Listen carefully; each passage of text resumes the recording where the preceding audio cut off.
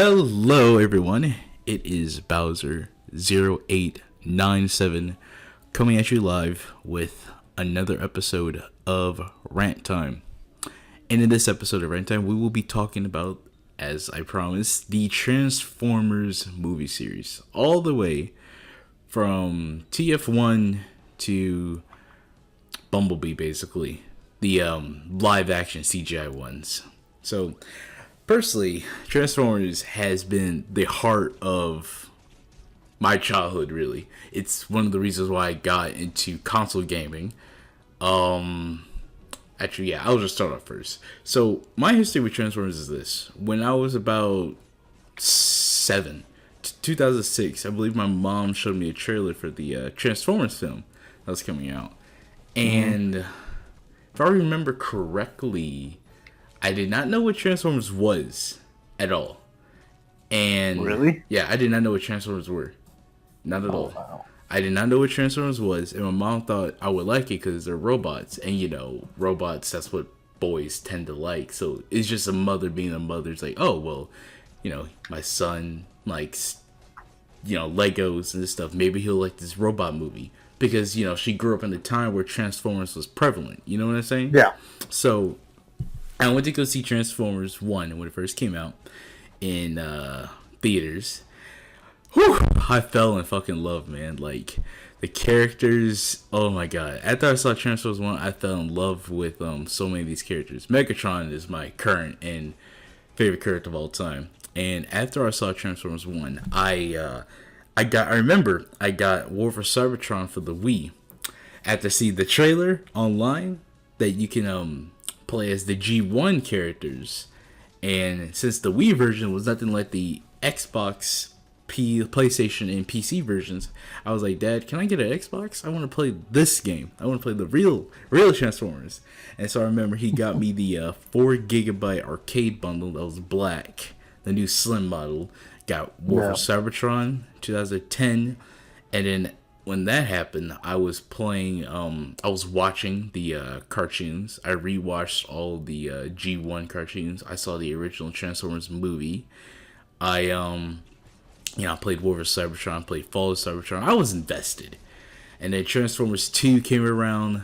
You know, got to see my boys again. Transformers 3 and 4 and 5. Well. Ooh. And then shit started hitting the fan, but I'll save that. I'll save my little rant later on. Nick, what about you? Where did your forte start in this little robot action series?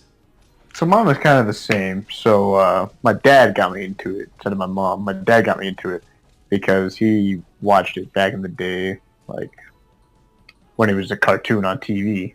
And then he had the trailer coming out. Then I went to go see the movie with him, and I thought it was really cool too. And then we had, you know, the Xbox 360 as well when it first came out, and the Transformers, the game, as well.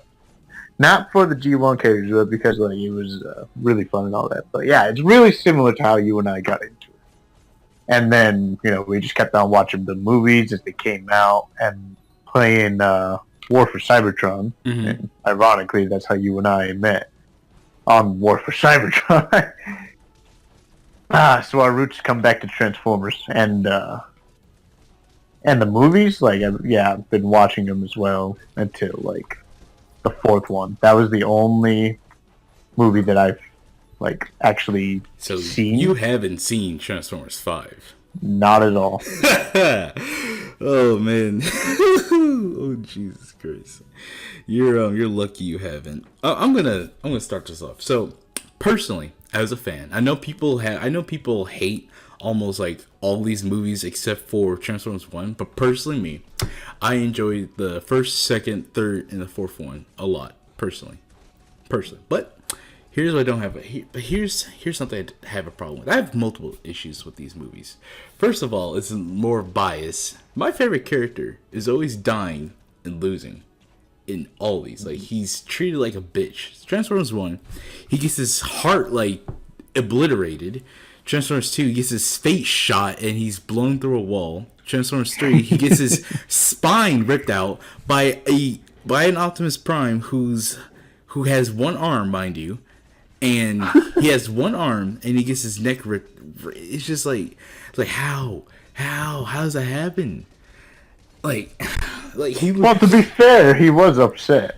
He was Dude, he no. was going in. He literally he was sitting on his ass throughout the entire movie, and he comes out at the end and dies. Like that upsets me so much because Sentinel took half of the screen time, and Megatron was just sitting around lollygagging, and then he comes out at the end. It's like, oh hey, I'm here now, and then he gets his neck ripped open. Transformers 4, Galvatron comes back, and I know Galvatron. When Galvatron was announced for Transformers 4, I was like, oh shit, dude, Unicron is coming. Because that's how Galvatron was originally created, if you knew that. Megatron's corpse was in deep space, and Unicron found him and transformed into Galvatron. I was like, oh man, dude, we're getting fucking Galvatron. I was like, we're getting Unicron then. Like, this movie's gonna be big. Age of Extinction. It all the elements were sitting in it that, like, dude, this could be a really nice movie where, like, Earth could be destroyed or something. But no. Galvatron is created by scientists in a lab by a multi-billion-dollar company. As a what are they using him for, like defense or something like that? Like, Yeah, it was like a military Homeland program. Security. Yeah, military program. With the CIA. Oh my, dude, that Yeah. pissed me off. That pissed me off. Like, dude, what the hell is this shit? Like, where's Unicron at? Like, god damn it. but that's just bias. Like, even with the Transformers 4 issue with Galvatron, hang on, before I even touch that, I just want to say, like, Galvatron was in Transformers 4, and he says something on the lines like, this isn't over, I have been reborn, and he just walks off screen, and he never comes back. And in Transformers 5, Nick, since you haven't seen it, Megatron just comes out of nowhere. They don't explain where Galvatron went. They don't explain how Galvatron became Megatron. I think they may have, you know what I think it was? I think it had something to do with Quintessa. Maybe Quintessa transformed into Megatron, but I don't think it was really explained. I mean, it's been so long. I've only seen that movie once. It's not like the other films where I could rewatch them over and over again and actually enjoy it. No, I couldn't watch Transformers 5 again, dude. It was just so it was so cringy and so bad, man. But anyway. So Transformers 1 had the backstory of the Allspark came to Earth, and Megatron came to Earth looking for the Allspark. He crash landed. Basically this piece of technology from their planet was lost into deep space. It came to Earth. All the Autobots, Decepticons came to Earth to fight over it, and the Autobots have the rules like, oh, we must protect all life, yada yada yada. A good climatic story that makes sense. That's easy to follow. But see, then it starts getting a little bit barbaric as these movies go down. See, Transformers 2, the backstory changes. So apparently, the Fallen has been to Earth before, and he put these great machines in the Great Pyramids of Giza, one that could destroy a fucking sun, and the Matrix of leadership came out of nowhere. I forgot, where did that thing even come from? Wasn't like some powerful artifact just buried inside a wall or something? Yeah, it was powerful artifacts like guarded by the ancients that went to Earth before to help the Fallen. And we never heard anything about the Fallen in the first movie. The Fallen wasn't around with the Allspark. The Fallen just appeared out of nowhere. It's like, hey guys. Alright. And in Transformers 3, apparently, along with the Allspark being on Earth, and along with the Fallen being on Earth, apparently been to the moon, and they went to the dark side of the moon. And a ship from the Autobot War that ended, it crashed on the moon and it was left there. And apparently, during the space race, the U.S. found the dark side of the moon, and they found the ship, and they didn't tell anyone. And then Optimus like, "Oh, you fucked up. Oh, you fucked up." And then apparently Sentinel awakens and just backstabs everyone for some reason, and then tries to bring Cybertron back to Earth. Like, okay. And then in Transformers 4, apparently more Asians have been to Earth, and they started terraforming the place with transformium, and then allowing dinosaurs and all these other creatures to be preserved. So let me keep this straight. The Allspark has been to Earth. The Fallen has been to Earth, placed machines and artifacts here, like the Matrix of leadership. There has been a crash. They crashed on the moon before. And in Transformers 4, agents, along with everything else, have terraformed the planet. But wait, Nick, it gets even better. And in Transformers 5, apparently, the Transformers has been here since the dawn of human civilization with King Arthur and stuff. And they fought throughout all humans' histories. You know, there's literally a clip of Bumblebee, fighting Nazis in World War II in that movie. So stupid. I'm serious, like... I know. Looking back at it, it's just stupid. It keeps changing. It keeps fucking changing. It's like, what are you doing? Like, what are you doing, man? But see, here's the thing. Even though I like those 4 movies, Transformers 1 to 4, with those stupid backstories, you know, all right. I can forget the backstories, all right? Whatever. It's just, whatever, all right? At least the movie, I enjoyed the movie, all right? You know, but Transformers 5, with that backstory, man, and what goes on in the movie, it's just... I don't understand, man. How can you fuck up a movie when Anthony Hopkins is in it? This is the guy from Hannibal. You know, the, what is it, The Silence of the Lamb, Hannibal, and Red Dragon, I believe. You know, Dr. Hannibal Lecter. Like, how do you mess that up? How do you get Anthony Hopkins and you just fuck up like that? Like how man? That movie should have been a home run with him in it. But dude, like honestly, I think that movie has like a 26 on Metacritic. Nick, it is bad. It is bad. Like I swear, we gotta watch it just one day just so you can see how bad it was. It's just it's comical, dude. But and I never saw it. Because I heard it was really bad. It was just it didn't do well. Nick, this is coming from a guy who obsesses and likes the first 4 when a lot of people don't like the 3rd or 4th. And I'm saying the 5th one's bad. Nick, it was pretty bad, Nick. Like, I would have to believe you. It's sad though, man, because I came into this movie being really hyped. See, like, here's the funny part. All the promotional material, the posters, the trailers, they all focused on Nemesis Prime, Optimus turning evil from the original G1. I was like, oh man, dude, this is gonna be good. You know, this is gonna be really, really good. Optimus and Megatron possibly working together. You know, it's like, oh man, it sounded so nice. And all they shown in these trailers was Bumblebee and Optimus fighting over and over and over again. Like you know how like a movie trailer will show like epic scenes, like a little clippets of it? Yeah. Nick, I'm not lying to you. That entire fight was literally available in trailers. It's oh my god, dude. So Nemesis Prime is turned to Nemesis Prime by Quintessa. And he's absent the entire movie, mind you, right? So while everyone's on Earth dicking around, Optimus is just in space for some reason. After leaving at Transformers 4, remember he says, I'm going to my creators.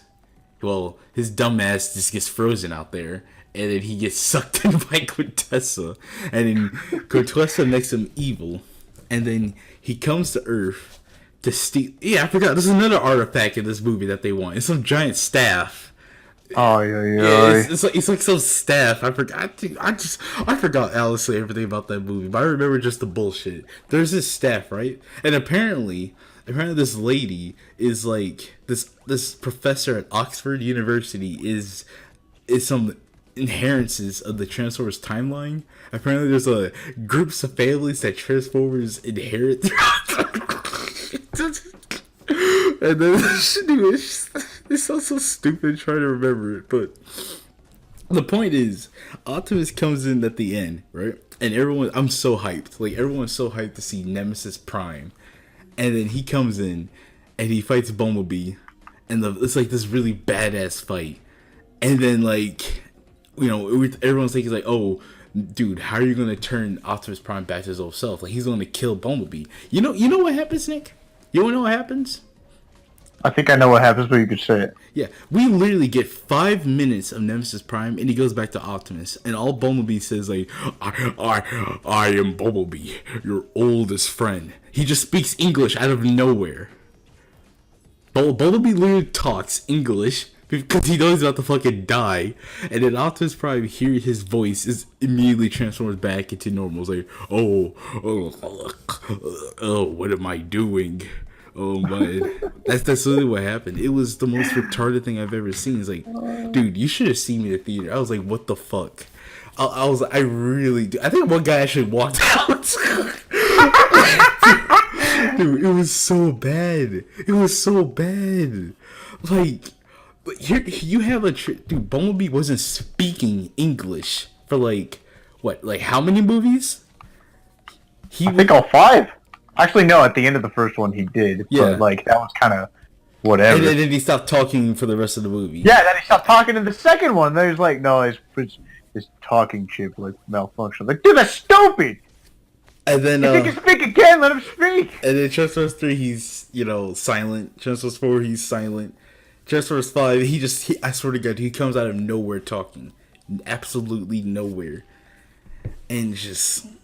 It's funny because they try to make that like some bombshell, like some really epic climatic moment to bring Optimus Prime back to himself. It's just so, man, dude, it's so cringy, man. Like that's like, oh my god, dude. I don't even know.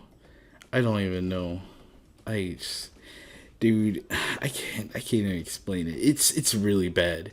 And the sad thing is, it's the longest Transformers movie too. I literally sat through 2 hours and 32 minutes of that shit. Yeah, it's just. I didn't know it was that long. Jeez. Yeah, it's the longest Transformers movie actually, I believe. I mean, we can't talk like how long it is. I mean, freaking Endgame is 3 hours, but that's the point. Endgame is gonna be good though. All right, that's I different. know. All right, yeah. Endgame is gonna be 3. It's literally 3 hours to 2 minutes. Yes, I know. And the thing is, I already got my ticket. My with, boy, my family. My boy. But on a different note. Yeah, shut up. But oh man. Bumblebee, so then I believe a director came out and reproduced the Transformers film. I believe he even said, yeah, we're just going to act like nothing from Transformers 2 to 5 ever happened, but we're going to take the history of Transformers 1 and incorporate it to Bumblebee. Which I was like, alright, that sounds like a good plan. Alright. And this movie takes place in the 80s, which is a little bit more acceptable. 80s. Yeah, I believe what they do. Yeah, they did it in a really nice way. They actually incorporated a lot of Transformers 1. So you know how he starts off as the Beetle in Transformers 1? Well, he's the Beetle in this Bumblebee movie, and then it kind of transverses into the Beetle going to the Camaro. Does that make sense? So basically, it's a prequel. Yes, of the it's a prequel. It's a prequel. Yeah. So he becomes the old Camaro in the first one. Is what you're saying? He just stays. Or not the first one, in the Bumblebee movie. That's not that. Yeah, he's just the old Beetle, basically. Yeah. Fair enough. So, that movie was alright. It actually had a nice storyline to it. It was cool.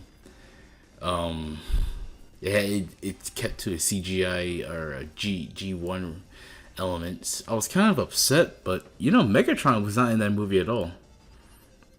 Really? Nope. Well, I mean, it does make sense because I mean he was frozen in the ice. Yeah, but they didn't. I don't think they mentioned his. That was name. Years ago, wasn't it? That was a long time ago, but they never mentioned his name. I think Optimus may have said his name at the end, maybe. I haven't rewatched that movie or purchased it yet, so I don't know. I may have to buy it soon and add to my collection, but you get the point. Honestly, John Cena had the funniest lines in that movie, personally. That's kind of why I want to see it, because John Cena was in there. Yeah, it's interesting. He said some interesting stuff. But honestly, man, I'm kind of upset. Like, I had posters for Transformers 5, dude. Like, I was really, really hyped for this movie, and I was just let down. I was just let the fuck down. Man. Alright. Listen, before I just break down and crying, do you have anything else to say? I don't know. What are they? If they made a Bumblebee movie, do you think they would make like? I hope they don't continue. Other individual movies? I know. I hope they don't continue that trend. I mean, I personally like numbers in the movies. Personally, it just helps. It's helpful for people to keep track. But I guess it's a cool idea. They could do like a Megatron. That'd be kind of cool. They have like a focus side. They could do more focus towards the Decepticons and their progression towards the story they're going with. And I'm guessing the movie could go into a type of sequel from Transformers One, if that makes sense, with a more Decepticon focused. I don't know. There's some ideas on the table, but anyway, but Or they can make a movie when they're like on Cybertron. I don't know. that's all I wanted. That's what a lot of people wanted. That would be interesting. It'll be expensive though, and a long time to make. Remember, CGI is not easy to do, especially. It's easy to get a bunch of people running around and talking, rather than CGIing up a whole movie. Yeah. Yeah, but anyway, those are my 2 cents. So, if you have nothing else to say, I believe that's it. I believe next week we should talk about good old Indiana Jones. See where that movie is going. Good franchise, but bit controversial and near the end. Yeah, apparently a lot of people did not like Kingdom of the Crystal Skull.